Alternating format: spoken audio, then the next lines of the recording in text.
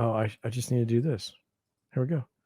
Lance Lambert to start things. I don't on the weekends there's less news, so we get like provocative Twitter, and that's what we got tonight. So it says this is from Lance Lambert. He works for Fortune magazine, and this is a quote from Goldman Sachs. It says, although home prices peaked at different times across the G10, they are declining at a similar pace of around 15% annualized from their respective peaks in New Zealand, Sweden, Canada, Australia, and the US.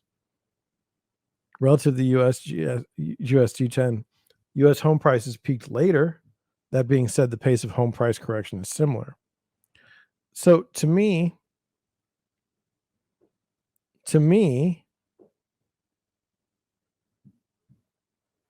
okay, I'm going to take the opinion that, or I'm going to take the idea that, look, when I was growing up, there was a saying, and this was the saying: when the U.S. sneezes, the rest of the world catches a cold. And while we are not the most dominant economy anymore, thanks to our political leaders running our country into the ground, both Republican and Democrat, bought and sold for by China. Even then, we still command quite a bit of the world economy. And based on that, it seems totally rational and reasonable for me to believe that whatever happens in the United States will have an effect on the rest of the world, even now. So these asset inflation, when people say inflation's happening all over the world, so we shouldn't be concerned, it's normal. It's happening in the United States, and then it's cycling around the rest of the world. It's because of the United States. You don't have to agree with me. You can argue I'm not there, but I just want to point this out, that this is what I think is happening.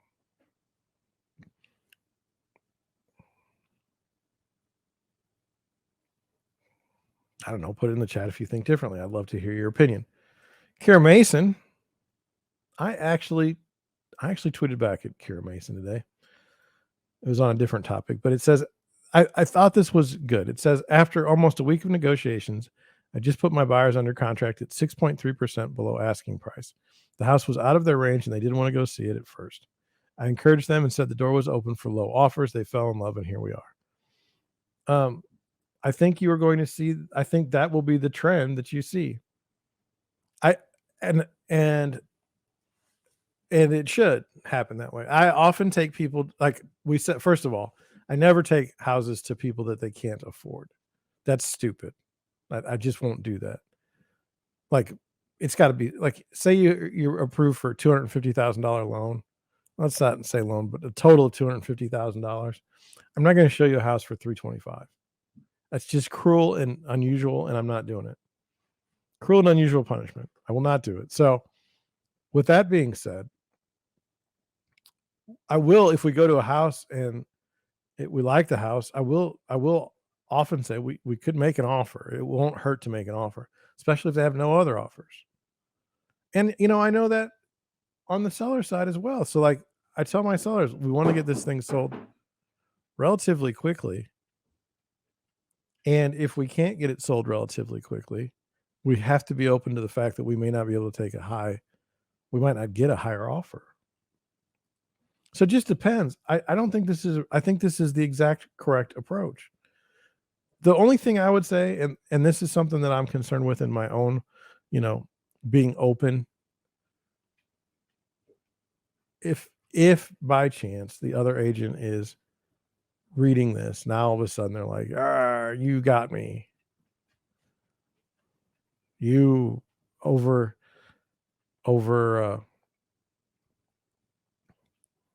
you negotiated over me. You won. I don't know. Maybe it doesn't make sense. Anyway, I think this is the way to go. I think that's a good real estate agent. Put your thoughts in the chat. Okay, here you go. The broke agent, they're supposed to be funny. They are funny. They write funny things. It says, dear buyers, if you hate the house, you don't have to tell us everything you hated about it in the driveway for 40 minutes after you already spent 40 minutes telling us everything you hate about it while we were inside the house. I don't have that. I don't have that. I think sometimes I'm more critical of my buyers. Um, and I don't like I don't know. I I don't like standing outside talking when this day and age we have cameras everywhere. It's just like I don't like to throw I don't like to throw shade at people and their houses that they've listed for sale. I mean, they've worked hard to be able to afford a house and then to be able to sell the house. It's just like it's not for me. Um, I feel like my buyers I feel like all of my buyers when we go through houses and I show them like things to look out for and how this all plays out in the marketplace. I feel like they're very well informed and then I don't even need their feedback. And I mean, they know exactly what I think. They know what they think. And then, do we want to make an offer on this house? If so, what would be the number that we make the offer? I mean, based on all the homes we've seen, is this the house that makes the most sense at this price, or what price does it make sense at? And let's go from there.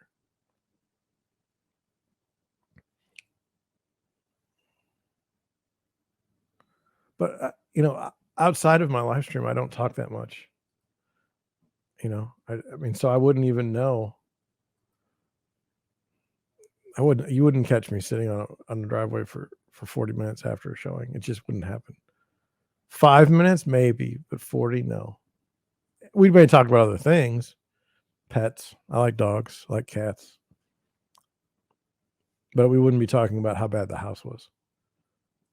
Housing bubble disrespecter. Now, this is a thread.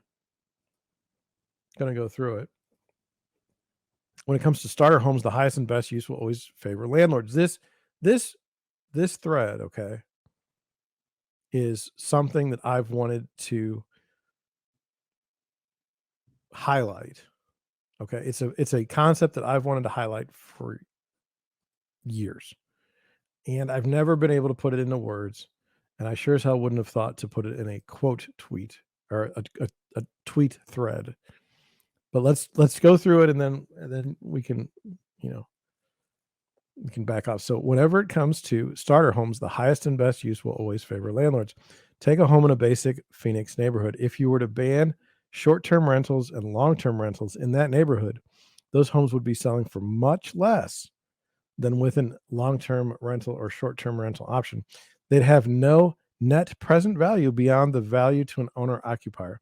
Bidding wars would only be between zero zeros, which would be owner occupied. So two O's, owner occupied. Now look, this is correct. And to some large extent, the home price gains we're seeing is because we allow short-term and long-term rentals in residential areas.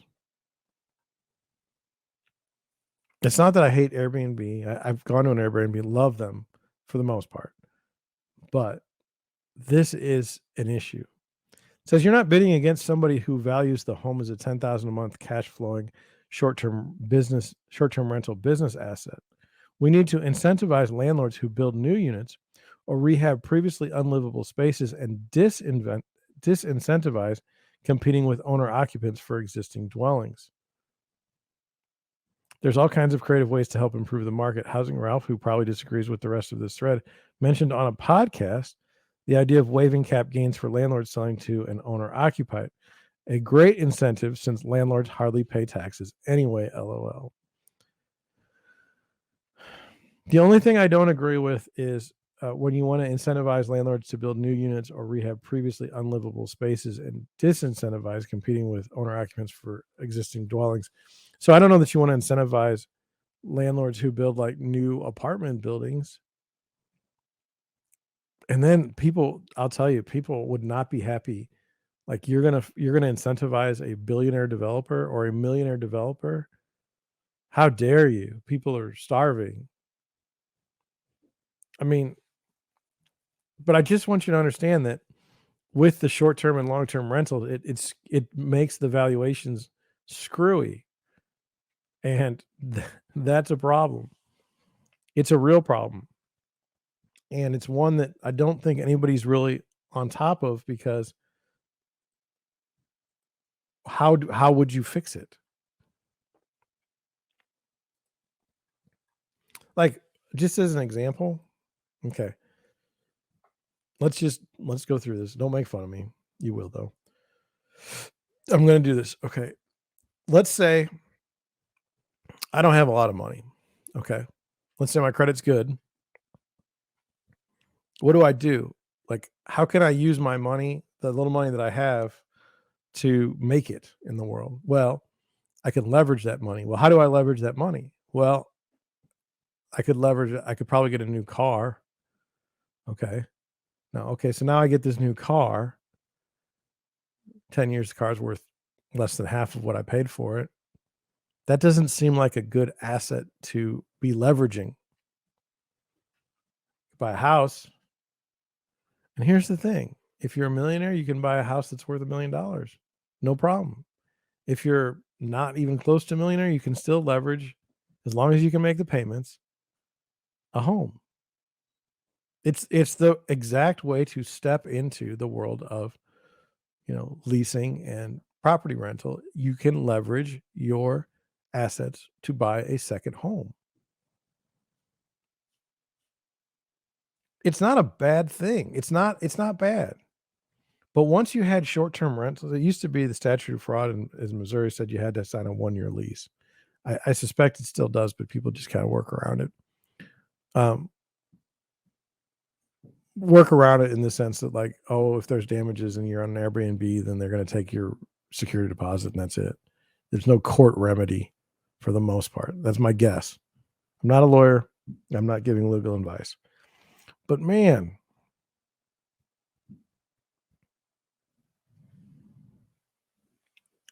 when the valuation, the valuation gets screwed up when you rent out property, because all of a sudden now it's like, oh, it's bad. It's just bad. So if you, put it in the chat, put it in the comments down the road, if you ever have a solution to this problem. I mean, banning all short-term and long-term rentals in the United States doesn't seem like the best way to go, but also discouraging owner operators from or owner occupants from being able to live in neighborhoods strictly because they're all rentals also isn't a good. We have spaces in the in St. Louis that are all rentals, and those property values aren't high relative. It did not work the way you would think. It became like a slumlord area. We don't want that. But nobody's using Airbnb to stay there either. No one's doing that. Anyway, Darth Powell. This is not a parody account of Jerome Powell, but definitely out there just kind of throwing bombs. If you bought a house, you really couldn't. And I'm sorry. We need to focus. If you bought a house you couldn't easily afford and lose it to foreclosure, you aren't losing your home. You're returning the house to the person who should have owned it in the first place. So that's the bank. Do you believe that? I'm not. Is there some truth to that?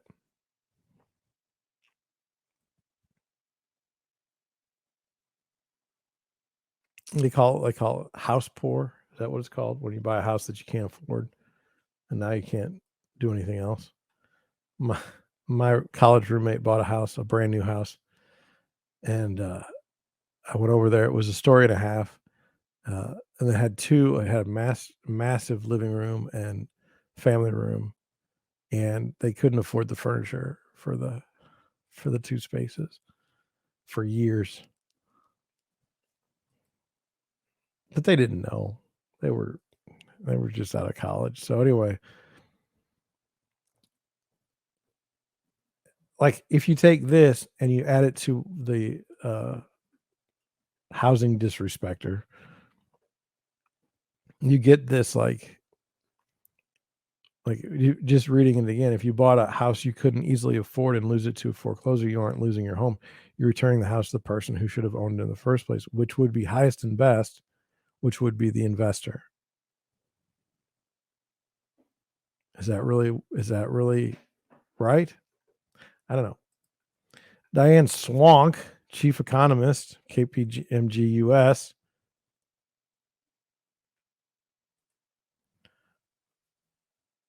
She wrote a big old thread today. I don't want to read that, but let's just do this one. Housing has always been an asset and is the largest asset that the overwhelming majority of the households hold. I think you may be asking about speculative aspects of housing, which is especially important for an asset class that people need for basic shelter.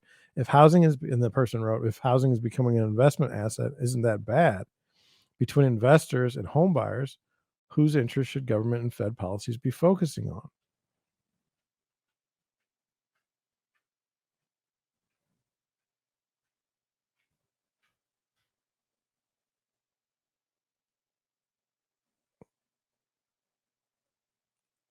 I don't have an answer.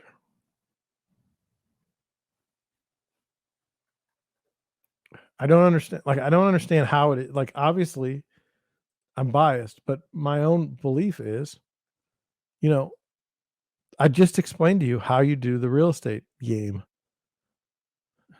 like how you buy your first property, how you hope that it increases in value over time. I just did it. That's real estate speculation. That's exactly what that is. And I know of no way, like, what did the banks lend on that produces money, that produces income? Car does not. You're not going to see someone get a custom car for like six figures and have the bank finance it. Not going to happen. What is that asset that works that way? Where can you get that leverage? I mean, you can buy, and to be fair, it's not my cup of tea, but you could buy stocks. You do have a margin account. Um, there's to me that's dicey. But I don't. In some ways, I don't think we want all of the investors, all the speculators, all these people out of single family homes.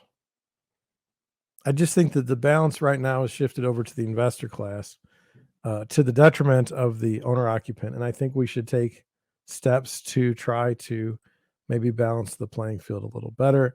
Now, I'm saying these things, and you should come at me with, John, give me a concrete example of how, or give me one concrete solution that will solve this problem. And that's fine. I don't have one.